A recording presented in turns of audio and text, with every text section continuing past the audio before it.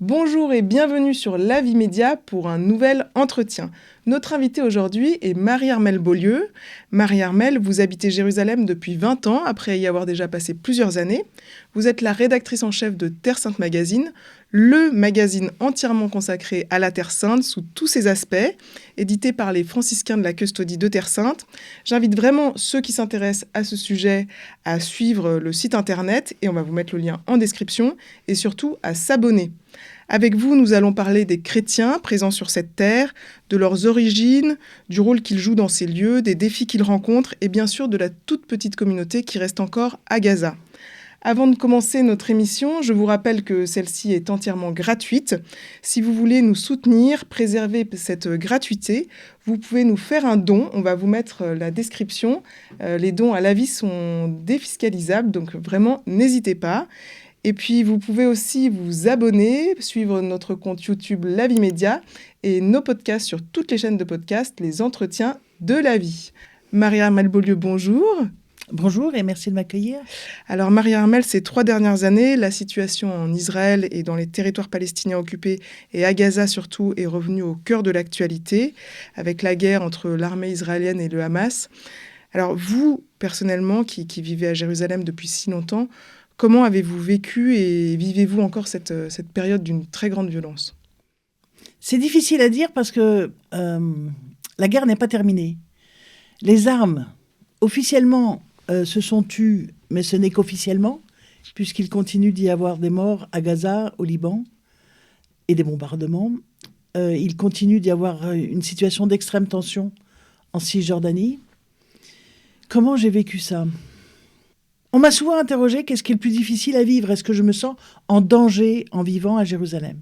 Je ne me suis jamais sentie en danger en vivant à Jérusalem, pas même pendant ces 2 années d'état de guerre, durant lesquelles des missiles ont été tirés en direction de Jérusalem ou à proximité, et dans les environs. Et je n'ai jamais eu de danger personnel.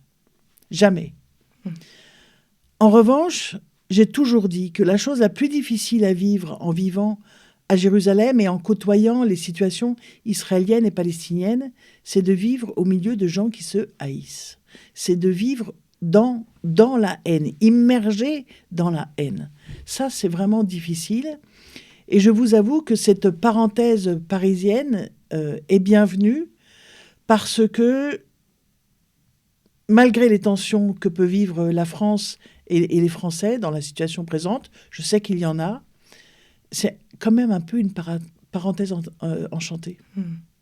Donc, comment j'ai vécu ça ? C'est extrêmement dur de voir ce niveau de violence, de voir ces morts, et de voir 2 peuples qui sont incapables de s'entendre l'un l'autre, c'est-à-dire d'entendre ce que dit l'autre, de voir sa souffrance, d'essayer d'approcher, de comprendre les raisons de sa souffrance. Et cette somme inouïe de déni du parcours de l'autre et du déni de son propre parcours. C'est atterrant. Mais en fait, j'appartiens à aucun des deux. Donc, quand je les regarde les deux avec bienveillance, les deux avec compassion, mais les deux aussi avec une forme de froideur, d'analyse, de lecture de mon métier, d'essayer de trouver, de sortir des narratifs pour comprendre l'histoire, la façon dont ça se passe objectivement. Et c'est rude.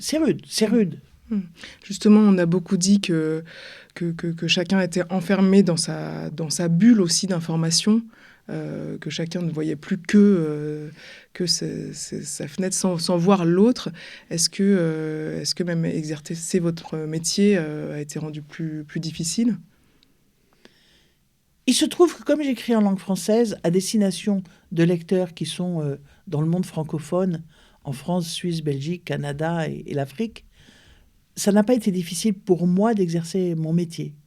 Et par ailleurs, je connais, puisque les Israéliens lisent tout de ce que j'écris ou laissent écrire, que ce soit dans la revue papier, que ce soit sur le site internet, je sais aussi jusqu'où je peux aller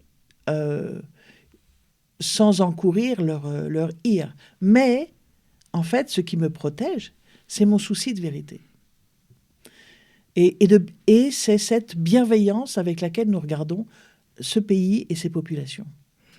Alors, j'ai déjà eu maille à partir avec des services de sécurité israéliens sur ce que je dis une fois dans une émission de télévision. Et j'ai demandé à la personne qui me disait « ça ne nous a pas plu », je dis « est-ce que j'ai dit quelque chose de faux ?» La réponse était non.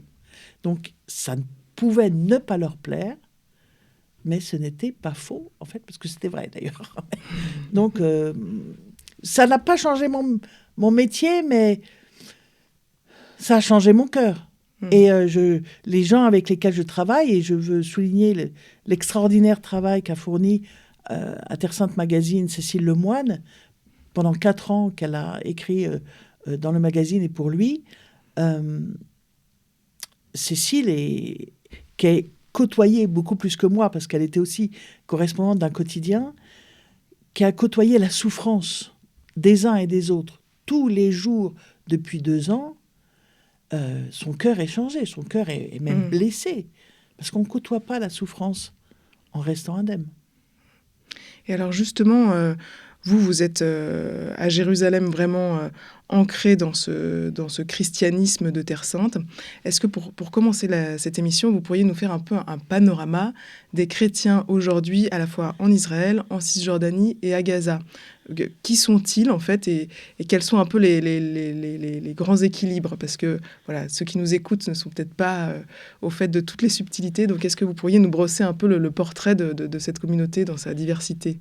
Alors pendant des années, j'ai reçu des pèlerins auxquels je me suis amusée un petit peu à les désorienter sur le catholicisme. Parce qu'un pèlerin de France voit le catholicisme comme il est vécu en France, c'est-à-dire nous sommes catholiques de rite romain, dont la langue traditionnelle de liturgie est le latin. C'est la raison pour laquelle on appelle ces catholiques-là en Terre Sainte les latins. Sauf qu'il y a plusieurs autres églises catholiques, plusieurs autres rites catholiques et confessions catholiques, et qu'il y a en plus, en Terre Sainte, des orthodoxes et des protestants. Au final, il y a 13 églises officielles. Je vais les nommer. Il y a, dans l'ordre, je dirais presque protocolaire, à cause de l'ancienneté de la présence. Il y a les Grecs orthodoxes, donc pas unis à Rome.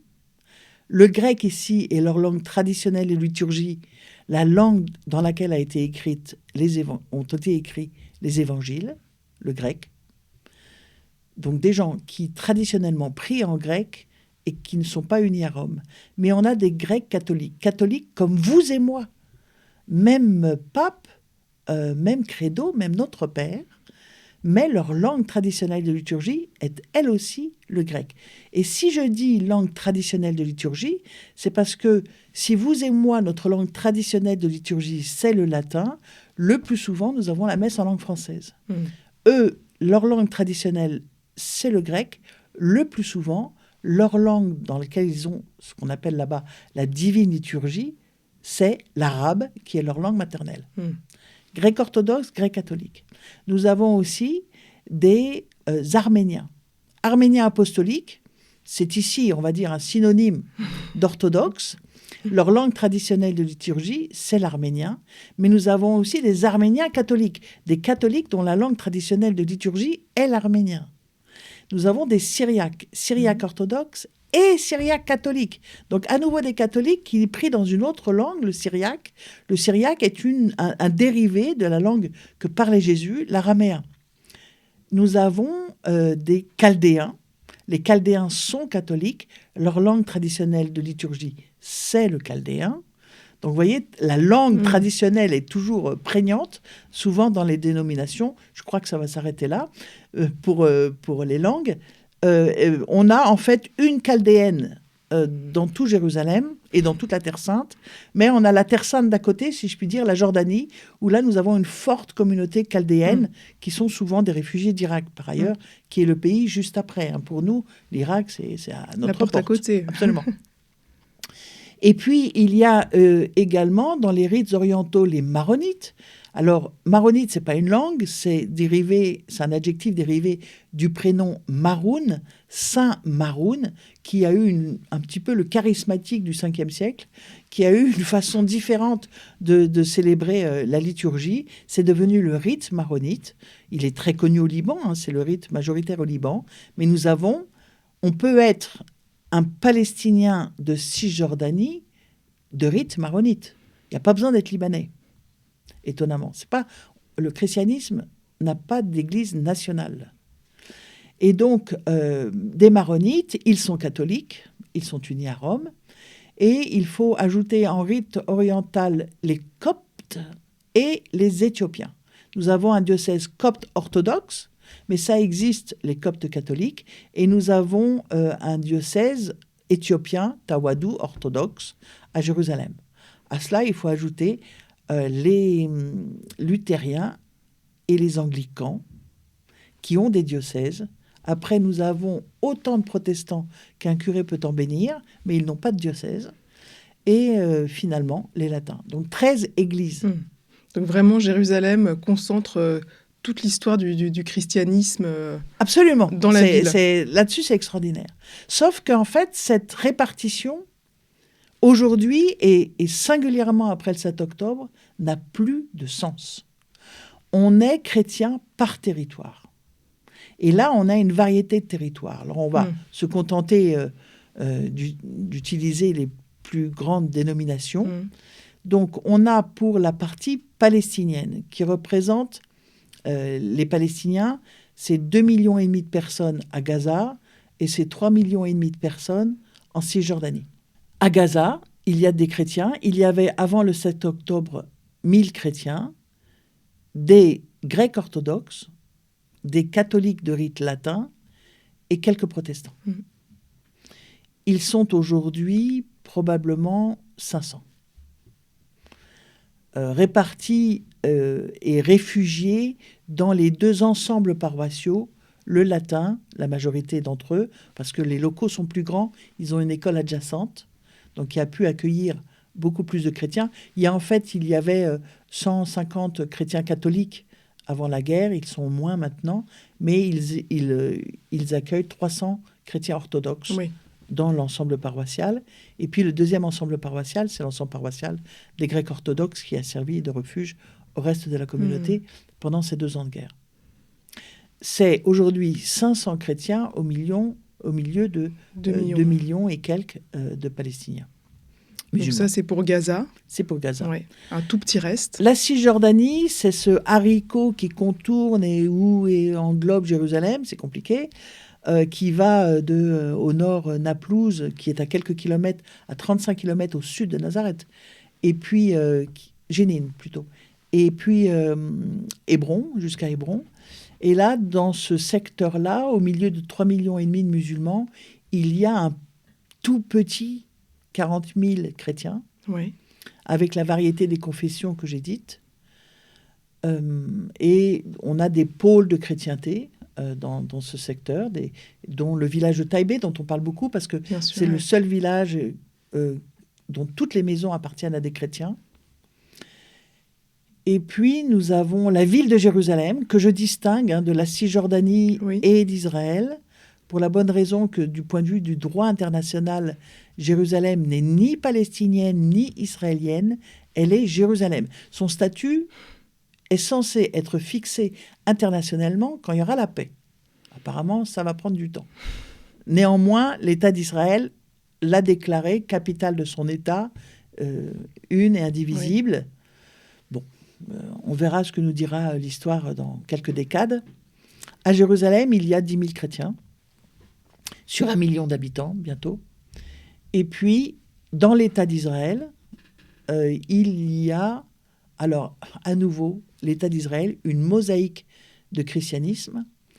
Donc, les chrétiens locaux, ceux qui sont ici depuis plusieurs générations, et quand je dis plusieurs générations, comptez minimum 5, on va dire 5, mais en fait 2000 ans d'histoire.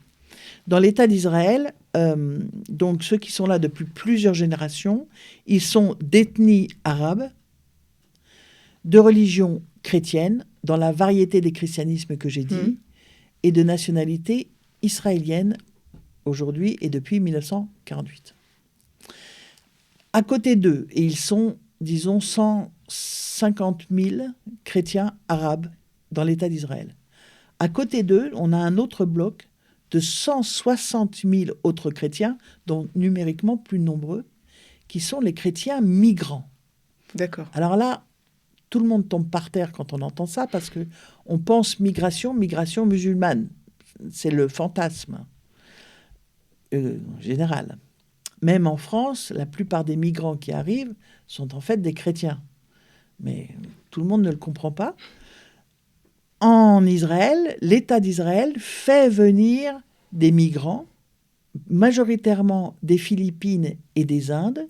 Alors, les Philippines sont un pays très chrétien, et nous avons 80 000 migrants, travailleurs migrants chrétiens. La moitié sont légaux dans l'État d'Israël, la moitié sont illégaux. À l'expiration de leur visa, ils ont choisi de rester. D'accord. À côté d'eux, on a plusieurs dizaines de milliers d'Indiens qui se trouvent être pour la plupart chrétiens, donc des gens qui viennent des Indes, parce que la plupart viennent du Kerala, qui est une grande province chrétienne des Indes. Et puis, on a toutes sortes de pays d'Afrique et on a toutes sortes de chrétiens qui viennent d'un petit peu partout.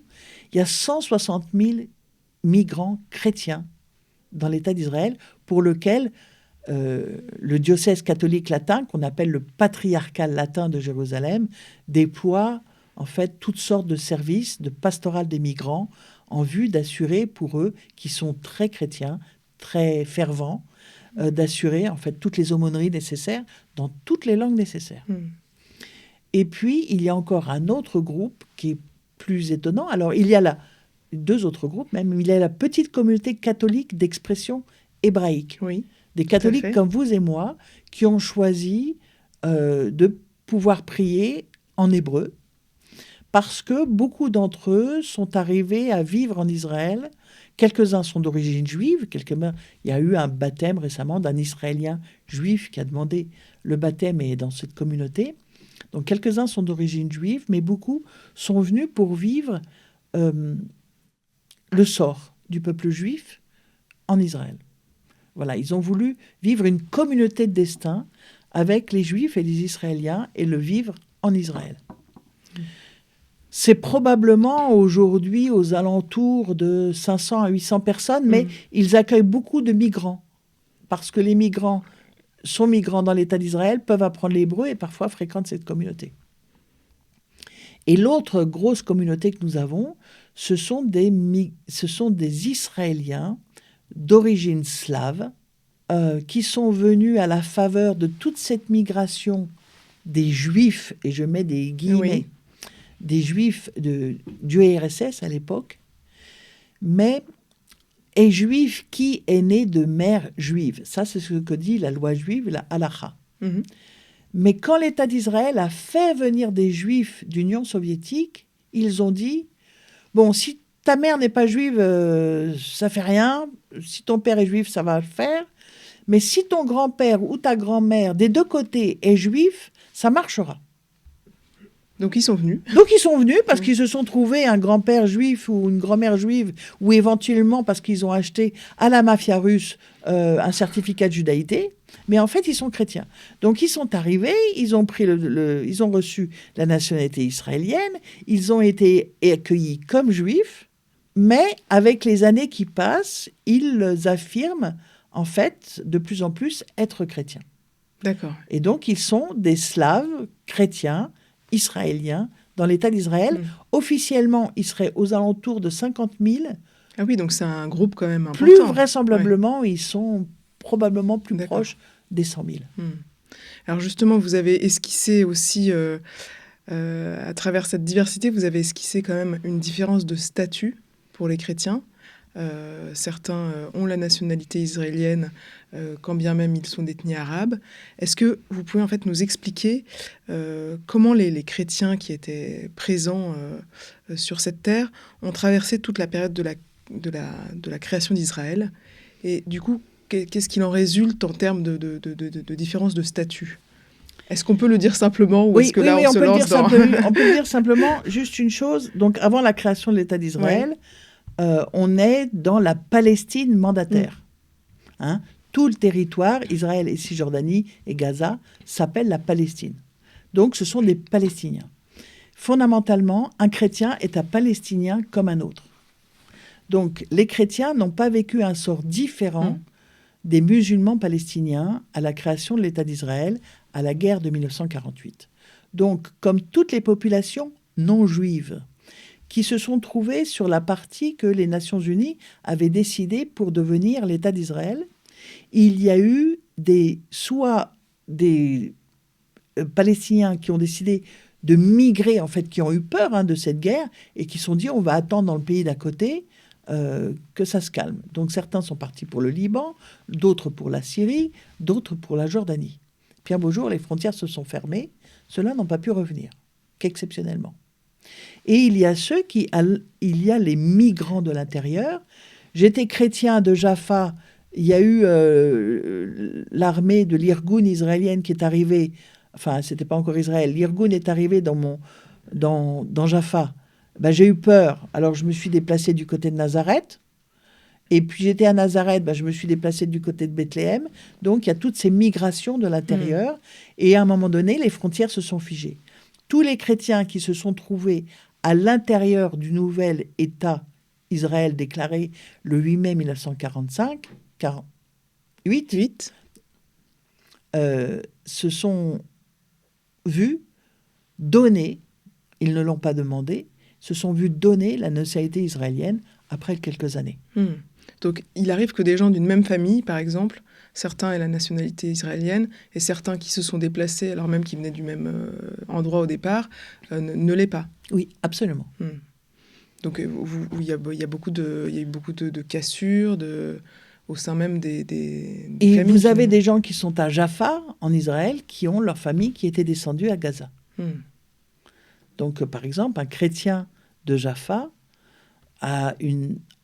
s'est trouvé, et c'est aussi ce qui définit aujourd'hui les différences de christianisme, des différences de ressenti de son être chrétien dans l'État d'Israël. Jaffa a reçu énormément de bombes de la part du Hamas, de roquettes, de la part du Hamas durant les 6 premiers mois de la guerre. Vous êtes chrétien, vous êtes palestinien, vous vivez à Jaffa, vous devez descendre régulièrement aux abris pour vous protéger de ces roquettes. Vous avez une appréciation relative de la question palestinienne telle qu'elle se vit dans Gaza. Et même si vous avez votre famille qui est à Gaza, qui prend les bombes... Vous avez en fait le cœur déchiré parce que votre famille vous dit que vivre à Gaza est insupportable, sauf que vous recevez les roquettes de cette même partie du territoire. Donc, vous comprenez, ça a composé et ça a décomposé, je dirais, des identités chrétiennes.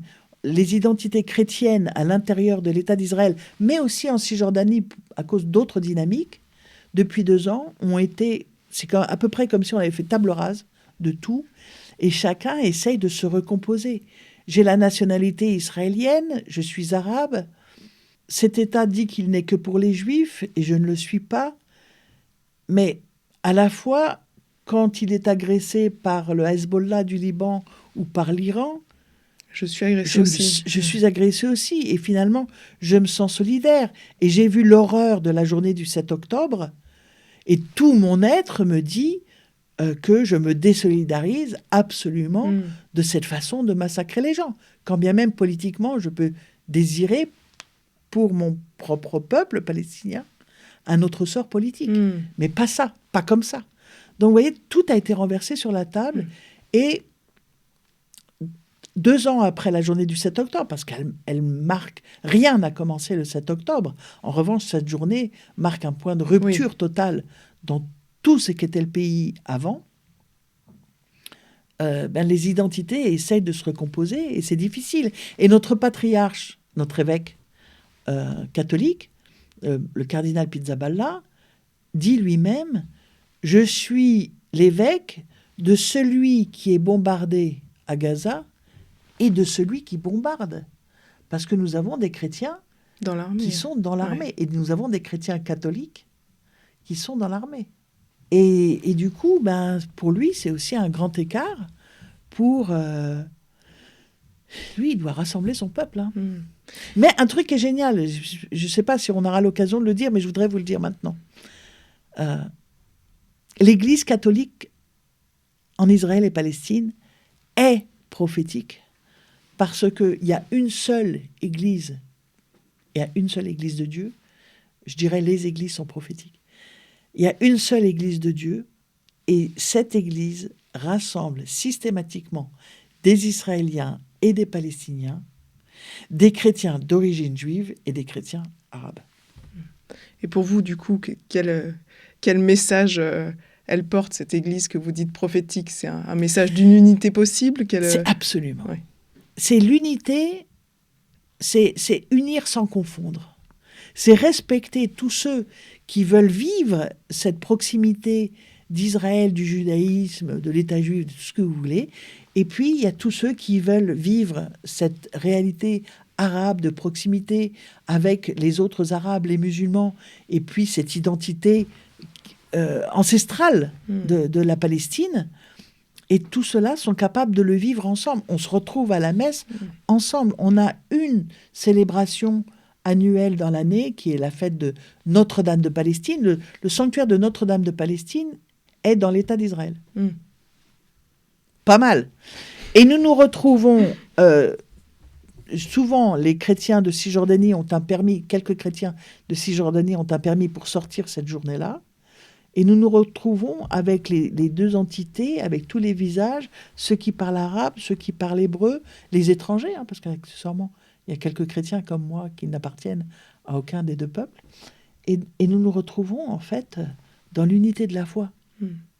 Ça veut dire que la souffrance des uns et des autres n'écrase pas toute possibilité, d'une part, de rencontre dans un même lieu et éventuellement de dialogue.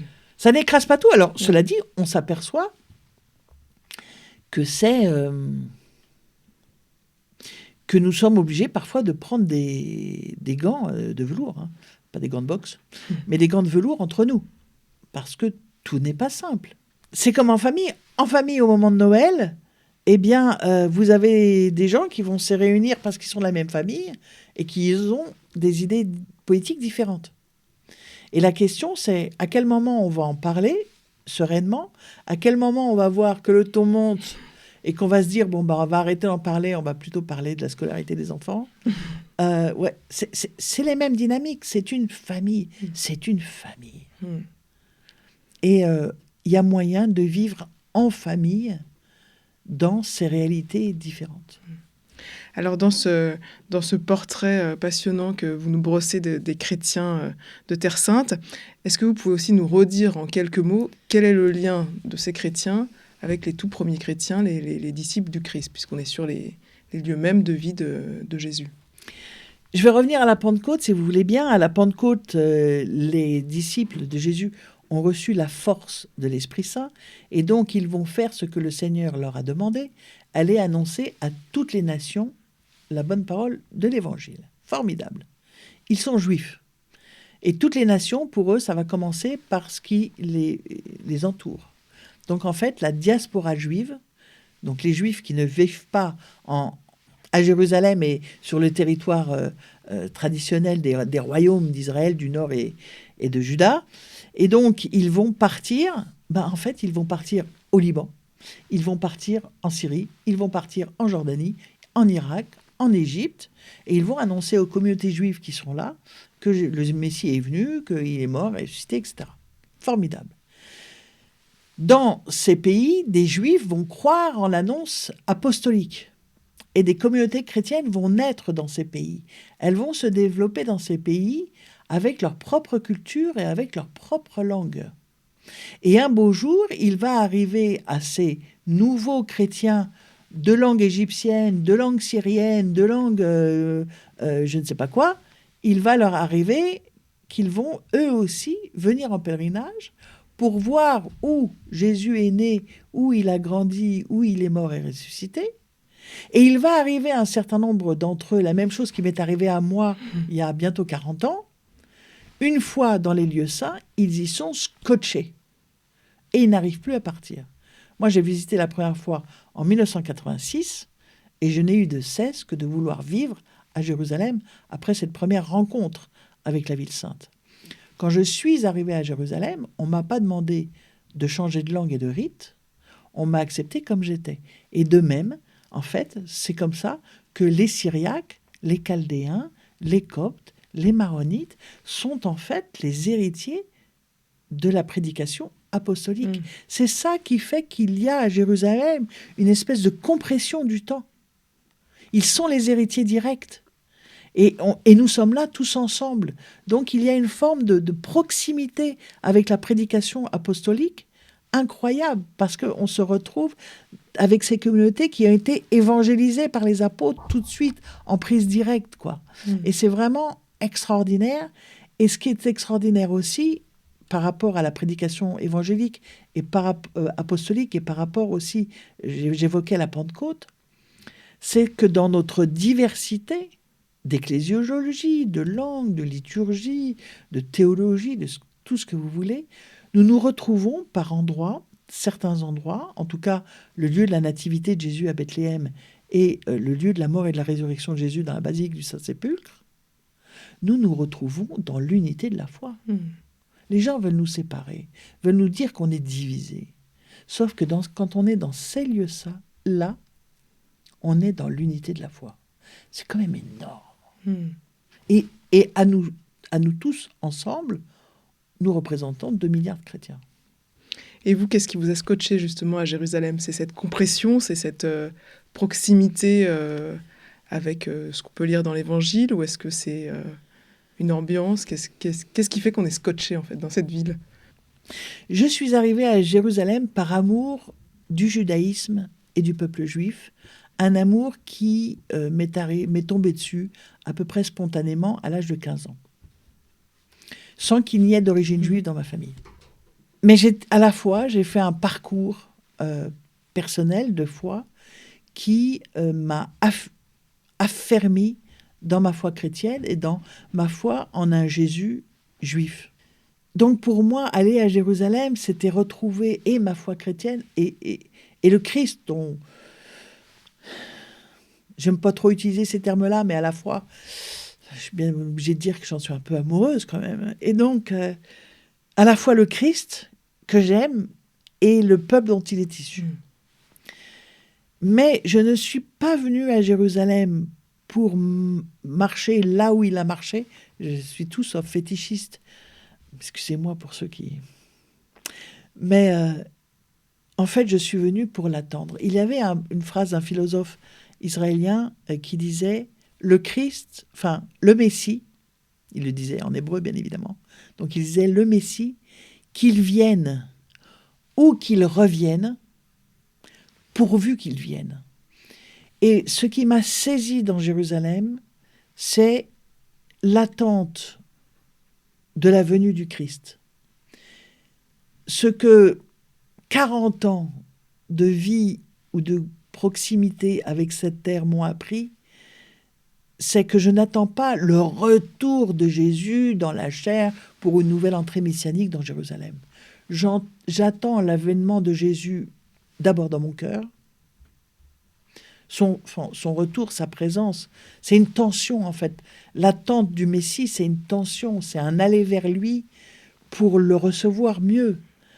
Et je l'attends pour moi, je l'attends pour le peuple juif, je l'attends aujourd'hui pour toutes les personnes qui sont en souffrance. Ça veut dire que je l'attends pour les Palestiniens, chrétiens et musulmans, pour notre région du Moyen-Orient, mais fondamentalement, je l'attends pour l'humanité.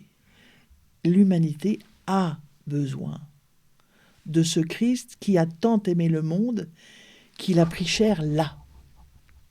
Mais cette chair, il a accepté qu'elle meure pour ressusciter et sauver le monde. Pour moi, en fait, pour moi, Jérusalem, c'est une eschatologie, et à la fois, récemment, on me demandait quelle est la phrase qui compte le plus pour toi en ce moment.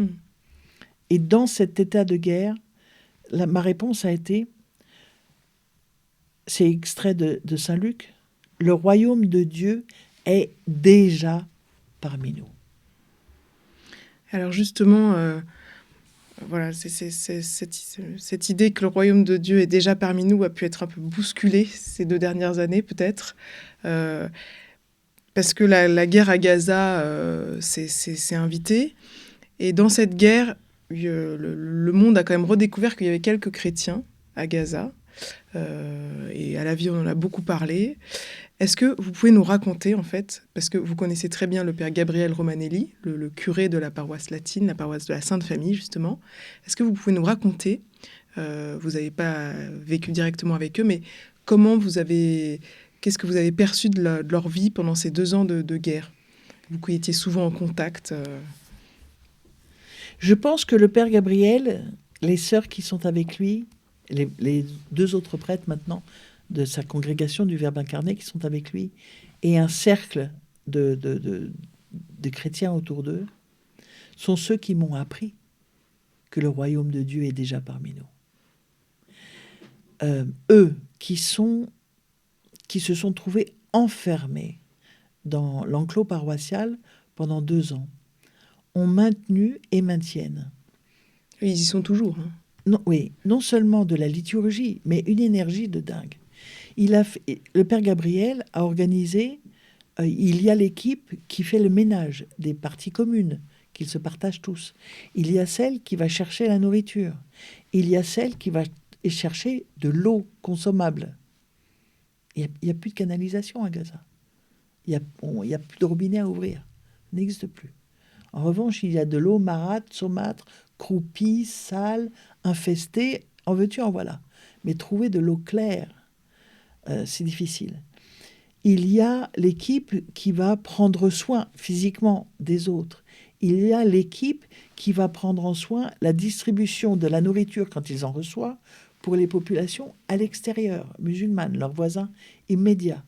Donc, ils se sont organisés en équipe. Là, à la faveur du cessez-le-feu, ils viennent de reprendre l'école. Ça veut dire qu'ils ont retrouvé des profs, ceux qu'ils abritaient, les profs chrétiens, et puis quelques autres, pour assurer l'école à des enfants chrétiens et musulmans de nouveau. Mais une énergie de dingue, une volonté de dingue, une capacité de vie, un désir vital, mais phénoménal. Et comment eux arrivent-ils encore à sourire ? Je vous avoue, j'ai pris le métro ces jours-ci, en étant à Paris, j'ai vu des têtes de gens. Je comprends que beaucoup de gens puissent avoir des soucis, être fatigués, etc. Et parfois, je voyais des gens qui n'ont pas l'air super heureux. Et en revanche, ce qui m'est revenu précisément, c'est le sourire du Père Gabriel. Comment ? Où trouver cette force ? Eh bien, parce que le royaume de Dieu est déjà parmi nous et qu'il en vit. Surtout, il faut dire que la paroisse se trouve dans Gaza City, la ville de Gaza, qui a été bombardée et qui a été en partie vidée de sa population. C'est une communauté qui a toujours décidé de rester, de jamais respecter les ordres d'évacuation, finalement, pour rester ensemble.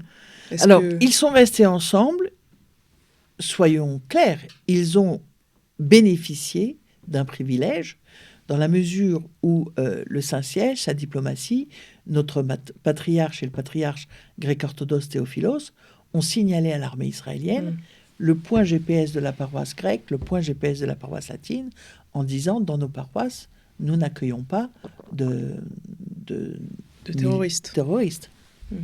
Et donc, si ils n'ont pas été bombardés, c'est parce qu'ils ont bénéficié de cette protection. Maintenant, je pense encore au sourire du Père Gabriel, et il n'y a pas beaucoup de jours où le Père Gabriel ne sourit pas. À la fois, et il se trouve qu'il m'a appelé pour me le dire, enfin, on avait besoin de se parler, il m'a dit, à la faveur du cessez-le-feu, nous sommes sortis, et on a vu ce qu'on n'avait que entendu. Ils ont entendu les bombardements tout autour d'eux, spécialement les 4 derniers mois de la guerre. Et il m'a dit, on a vu. Et il m'a simplement dit, tu n'imagines pas. Alors, je n'imagine pas ce que eux peuvent ressentir. Les images, en revanche, je les ai vues. Elles ont été filmées au drone, etc.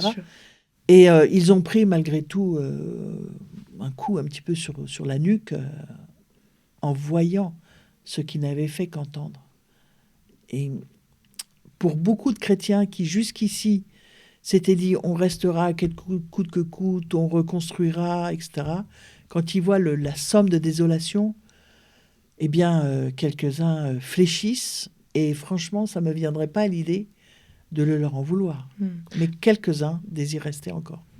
Parce qu'il faut dire que certains ont réussi à partir tant que le passage de Rafah était encore ouvert, le passage au sud de la bande de Gaza. Aujourd'hui, vu le nombre, c'est quand même la présence même chrétienne qui est questionnée dans cette enclave. Oui, à un moment donné, quand l'État d'Israël a voulu bombarder massivement Gaza City, ils ont reçu un ordre d'évacuation. Et comme la paroisse accueille des personnes en situation d'infirmité grave, ils ont dit, nous, les prêtres et les religieux, on reste pour s'occuper d'eux. Les paroissiens, laïcs, feront suivant leur conscience. Certains sont partis pour le sud, la plupart sont restés. Certains sont partis pour le sud, pas beaucoup, parce qu'ils savaient qu'ils perdraient tout, enfin qu'il n'y avait plus cette protection dont ils jouissaient malgré tout.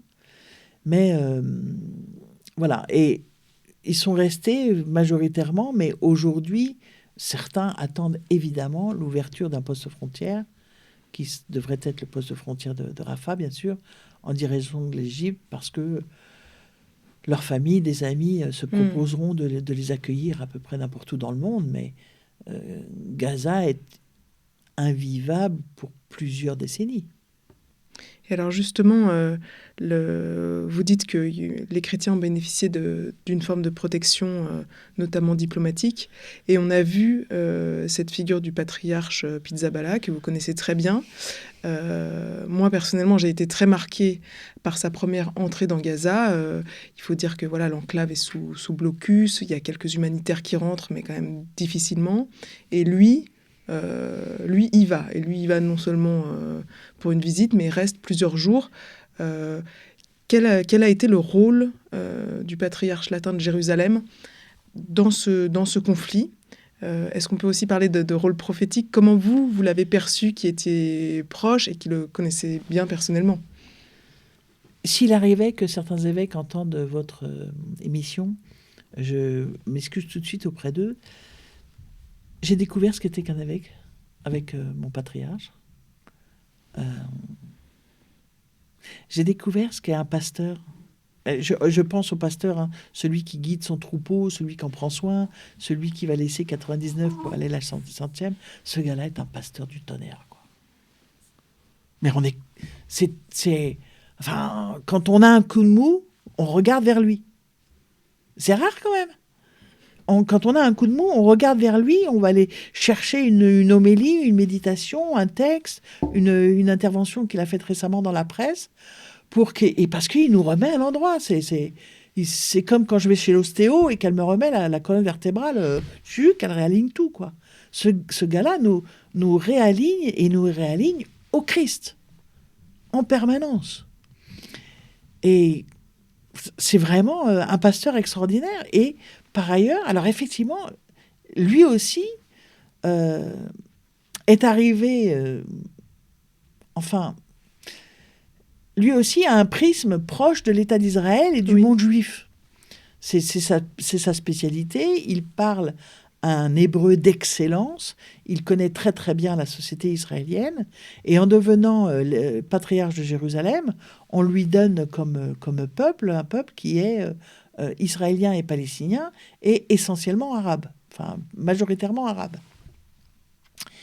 Et du coup, il a fallu qu'il, depuis plusieurs années qu'il est maintenant patriarche, il a fallu qu'il montre aux Palestiniens qu'il n'était pas moins leur patriarche, leur évêque, que les autres, quand bien même il ne parle pas arabe. En revanche, il le comprend, mais il ne le parle pas.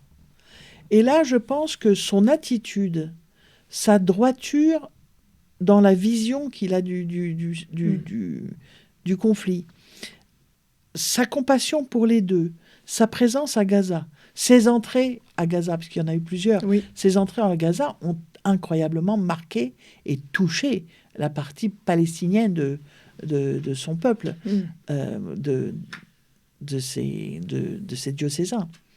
Mais en fait, il y a une honnêteté, une droiture, une justesse dans les actes, dans les termes, qui fait qu'il a rallié à lui, finalement, tout le monde. Et quand je dis tout le monde, ça comprend aussi des musulmans et ça comprend aussi des juifs. Moi, j'ai des amis juifs qui me disent mon rabbin, c'est Pizzaballa. Pas pour la liturgie, pour le sens de l'homme, le sens à donner à ce que nous vivons et la façon d'en sortir par le haut. C'est quand même dingue. Et justement, comment il a été considéré par la partie israélienne? Parce qu'au moment le plus fort du blocus, où la nourriture n'entre plus, où on parle de famine, on montre des images terribles, clairement, il a rompu ce blocus. Alors, pas tout seul, mais il a quand même mis le premier coin en allant, en fait, tout simplement à Gaza. Est-ce que ça lui a valu aussi des critiques? Parce qu'il... Alors, il n'y a pas de critique, je ne pense pas qu'il y ait de critique, sauf qu'il y a une chose qu'on ne peut pas dire, c'est la partie israélienne. La partie israélienne, la partie juive, ça n'existe pas. Très diverse. Il y a des juifs qui vont de toute façon détester les chrétiens. Ça existe très fort en Israël, pour certains. Ce n'est pas la majorité, c'est certain. Il y en a pour qui les chrétiens, c'est une partie nulle. Enfin, je veux dire, ça compte pour rien. Ils sont 2% de la population, même pas, donc ils s'en moquent. Donc, ça n'existe pas. En revanche, il y a les autorités israéliennes qui le lui ont permis. Donc, et Dieu sait s'il ne les a pas beaucoup épargnés dans le fait qu'il a dit « c'est injustifiable. Ce qui se passe à Gaza est injustifiable et moralement désastreux. » Y compris, et en premier lieu, pour les Juifs, le peuple juif et l'État d'Israël. Il ne les a pas épargnés sur le sujet. Il a eu des paroles fortes que tous les Israéliens n'auront pas appréciées, c'est évident.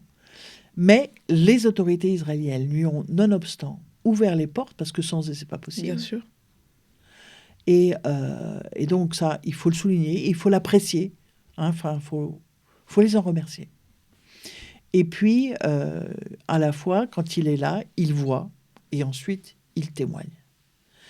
Donc, les Israéliens, ça n'existe pas. Beaucoup, je pense, en fait, l'ont trouvé plutôt courageux. Mais finalement, c'est la... Alors, il a amené avec lui, au mois de juillet, le patriarche orthodoxe. Oui. Et à part les humanitaires, ce sont les seuls qui aient pu entrer dans Gaza. Et pour porter cette parole de réconciliation. C'est quand même pas mal. C'est pas mal, oui. Alors parlons un peu maintenant des chrétiens de Cisjordanie. On a beaucoup parlé de ces tout petits troupeaux, de ce tout petit reste à Gaza. Mais les chrétiens de Cisjordanie ont eux aussi fait face dans la période à une augmentation de la violence et à beaucoup de défis. Est-ce que vous pouvez nous en parler? Le défi peut-être de la colonisation, des difficultés de circulation. Voilà, que vivent aujourd'hui les chrétiens en Cisjordanie? On a beaucoup parlé des destructions de Gaza à juste titre, et de la communauté de Gaza, chrétienne de Gaza, à juste titre. On a moins parlé de la Cisjordanie, alors que finalement, leur défi n'est pas moindre. L'État d'Israël, après le 7 octobre, et devant la puissance des représailles qu'il a tout de suite envisagées sur la bande de Gaza, a en parallèle quadrillé toute la Cisjordanie avec son armée. Mais quand je dis quadrillé, ça veut dire que... alors pourquoi ils ont quadrillé d'abord? En vue qu'il n'y ait pas de soulèvement en Cisjordanie. Et quand je dis quadrillé, c'est que, en fait, le territoire a été maillé par l'armée de sorte qu'on se déplaçait plus ou pas d'un endroit à un autre. Et le maillage, tout au long de ces 2 ans, n'a cessé de devenir plus serré. Et pour vous donner une image, alors nous sommes à Paris, je vais prendre un exemple à Paris, mais c'est comme si on ne pouvait pas aller de Saint-Ouen à Saint-Denis ou d'Asnières à Courbevoie ou de Malakoff à la porte d'Orléans, je ne sais pas trop si c'est proche l'un de l'autre. Mais le maillage est vraiment très fort. Aujourd'hui, c'est pas difficile. À toutes les sorties et entrées de chaque village ont été installées des barrières. Le village de Taipei, ce village chrétien, où il n'y a pas de terroristes de nulle part. Ce village de Taipei a 5 entrées et sorties avec chacune sa barrière. Quand les barrières ont été installées, on ne savait ni l'heure à laquelle elles ouvriraient, ni l'heure à laquelle elles fermeraient. En fait, elles ont été installées, elles ont été fermées, sans qu'on sache quand ça fonctionnait. Je suis allée à Taipei quelques jours après l'installation de la barrière. Le jour de l'installation de la barrière, des gens qui avaient terminé de travailler à Ramallah, qui est à une dizaine de kilomètres de là, et qui normalement rentrent en une demi-heure, s'étaient pointés à la barrière à 4 heures de l'après-midi et ont pu rentrer chez eux à 2 heures du matin, parce qu'ils ne savaient pas quand la barrière ouvrirait. Donc vous avez tous les gens qui travaillaient en dehors du village qui sont rentrés quand, à 2 heures du matin, il leur restait 2 kilomètres à faire. Eh bien, ils ont attendu de 4 heures l'après-midi à 2 heures du matin pour rentrer. Moi, je suis allée à Taipei peut-être 2 semaines plus tard. Je suis arrivée, la barrière était fermée. J'étais attendue à dîner par le curé. Et j'ai dit, écoute, préviens en cuisine, je suis devant la barrière. Il y a 9 voitures devant nous, on ne sait pas quand ça ouvre. Et en fait, il m'a dit, on a prévu, donc en fait la cuisine, ils n'avaient pas un truc au four. On a prévu ça, et ben écoute, quand tu arriveras, on t'accueillera. Donc la vie quotidienne est rendue... Donc la vie quotidienne, très c'est compliquée. la loi de l'encombrement maximum. Vous faites des heures d'embouteillage devant les barrières en vous rendant d'un point A à un point B. Alors, il y a eu plus ou moins maintenant des horaires. Tout le monde n'a pas les mêmes horaires. Les Palestiniens ont maintenant créé des groupes WhatsApp pour la circulation. Donc, ils s'informent les uns les autres de quelle barrière est ouverte dans quelle direction. Mais il y a des gens, à ce jeu-là, il y a des gens de Taipei qui travaillent à Ramallah, qui ont décidé de quitter Taipei pour s'installer à Ramallah. Parce que les 10 kilomètres étant impossibles à faire, c'est usant, c'est énervant, c'est éventuellement dangereux quand à cela s'ajoute le caillassage des Palestiniens par les colons extrémistes. Tous les colons ne sont pas des extrémistes, mais on a des colons radicaux d'une extrême violence. Donc, éventuellement, le chemin peut être dangereux. Sur la route entre Ramallah et Taipei, un bus palestinien s'est fait tirer dessus. Il y a eu 2 morts, 3 morts. Donc, un bus qui passait, où des colons radicaux ont tiré dessus. Enfin, c'est dingue. Ça a été exceptionnel, en revanche, qu'on se fasse tirer dessus. Mais en revanche, ce qui n'est pas exceptionnel à Taipei, c'est que ces colons radicaux, puisque un avant-poste de colons radicaux s'est installé à proximité, viennent faire paître leurs animaux à eux sur les terres du village de Taipei. Et notamment dans l'oliveraie, ils avaient planté de jeunes oliviers. Donc, ils ont bouffé tous les oliviers. Bon, ça, du coup, ça ne va pas le faire. Aux abords de l'église, à l'entrée du village, à 3 reprises maintenant, sur les 4 derniers mois, il y a eu incendie, graffiti, incendie de voiture, graffiti, agression. L'équipe du Consulat général de France à Jérusalem est allée aider à la cueillette des olives au mois d'octobre, novembre, sur des terres de Taipei, parce que les paysans qui sont propriétaires de ces terres ne peuvent pas y aller sans une sécurité diplomatique. Sinon, ils se font agresser physiquement. Ils se font voler leurs récoltes. C'est leur terre, mais je crois que Taipei a perdu 2 tiers de ses terres agricoles. C'est un village agricole. 2 tiers de ces terres ne sont plus accessibles parce qu'ils sont agressés par les colons. Et justement, on comprend cette pression extrême à la fois par un quadrillage dit sécuritaire et à la fois par la pression des colons. Est-ce que, face par exemple à la pression des colons, il y a quand même l'armée israélienne qui intervient? Est-ce qu'il y a, ou est-ce que vraiment on laisse faire et et les chrétiens pâtissent comme tout le monde de... L'armée israélienne intervient uniquement pour défendre les vies juives. Donc les colons agressent illégitimement sur des terres. Alors il se trouve qu'il ne vient pas à la plupart des paysans, y compris musulmans, de les agresser parce que les colons sont armés, les colons qui agressent sont armés, eux ne le sont pas. Et on a vu à plusieurs reprises, quand des jeunes gens ou des paysans vont à l'encontre des colons avec un bâton, une pierre, pour défendre leur terre. Il est arrivé qu'ils se fassent tirer dessus à bout portant, qu'ils se fassent tabasser par le nombre de colons qui arrivent, par ailleurs qui sont masqués, parce que c'est super courageux. Et quand l'armée arrive, finalement, ou généralement elle guette déjà sur une colline alentour, quand l'armée arrive, c'est pour défendre une vie juive. C'est jamais pour dire aux colons, non, c'est pas bien, mon gars, d'être sur une terre de façon illégitime et de tabasser un Palestinien. C'est jamais pour ça. Alors, de temps en temps, parce que tous les militaires ne sont pas favorables ni à la colonisation, ni à cette forme de violence des colons. Donc, vous avez des militaires qui essaient de faire leur boulot, je dirais, avec droiture, et qui vont...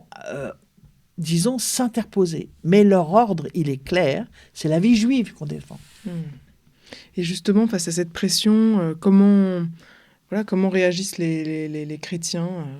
Est-ce que du coup, ils émigrent? Est-ce qu'ils partent? Qu'est-ce que ça a changé, en fait, cette pression qui s'intensifie, on a l'impression quand même, ces 2 dernières années?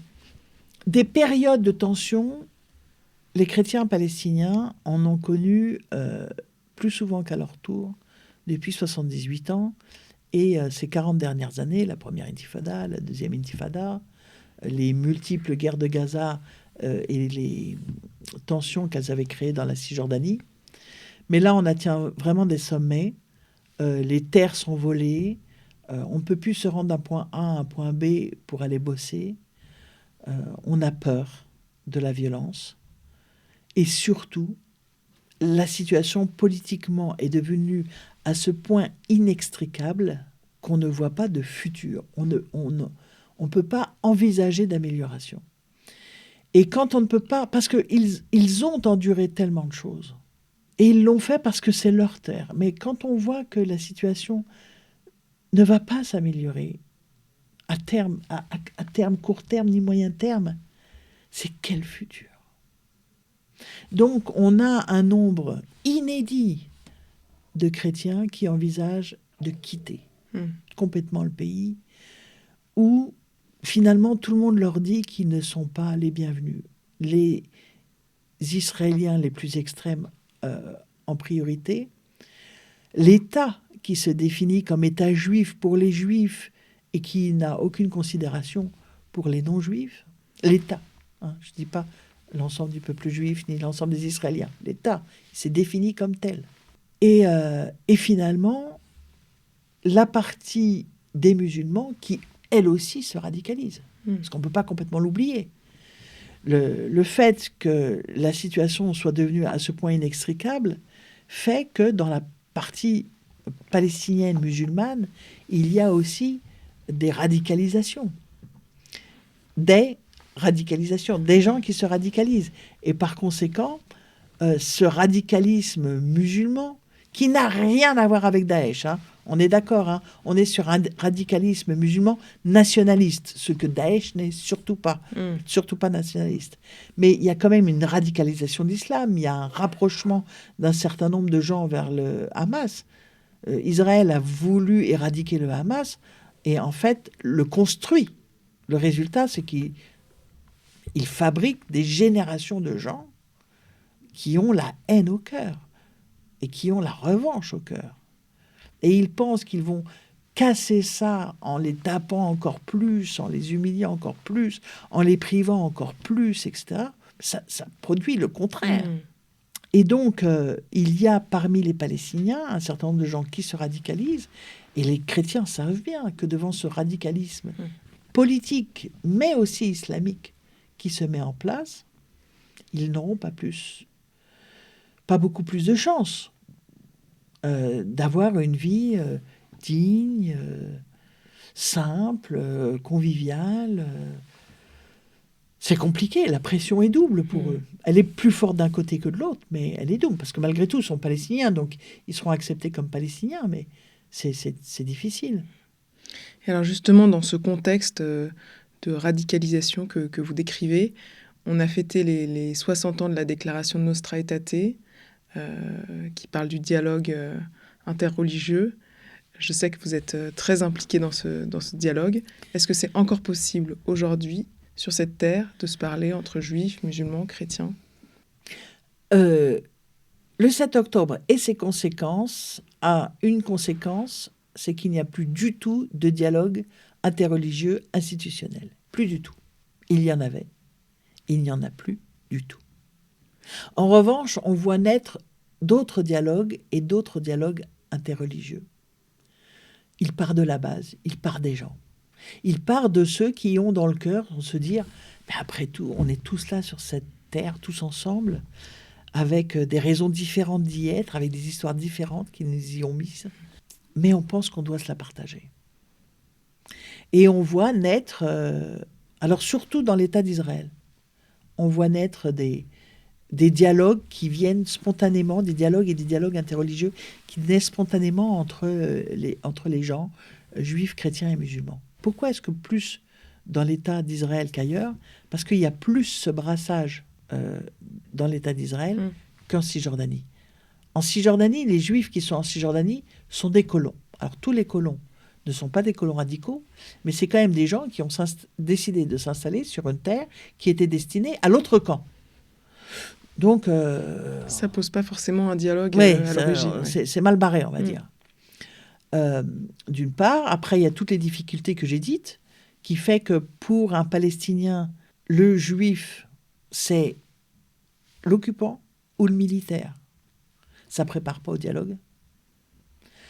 Et puis ensuite, il y a une culture clanique très forte dans la société palestinienne de Cisjordanie, qui fait qu'on suit ce que dit le clan. Si le clan vous disait demain on fait du dialogue interreligieux, c'est tout le clan qui s'y met. Mais si le clan dit on lutte contre l'occupation, eh ben vous luttez contre l'occupation. Donc c'est plus difficile. Maintenant, il y en a quand même, mais c'est plus difficile. Ça, il faut être honnête. Mais en revanche, il y en a beaucoup plus. Il y a des choses qui se tissent, et ce sont des choses qui se tissent, mais qui ne veulent pas qu'on parle d'elles. Ils préfèrent aujourd'hui se réparer les uns les autres ensemble, réparer ces liens qui ont été blessés de part et d'autre, mais le faire dans des petits comités, le faire dans des petits cercles d'amitié, et en fin de compte, ne pas faire de bruit parce que il pourrait être attaqué. Consolidons-nous, l'air de rien entre nous, et c'est génial. Et puis, alors effectivement, je suis sensible. J'appartiens moi-même à un groupe judéo-arabe.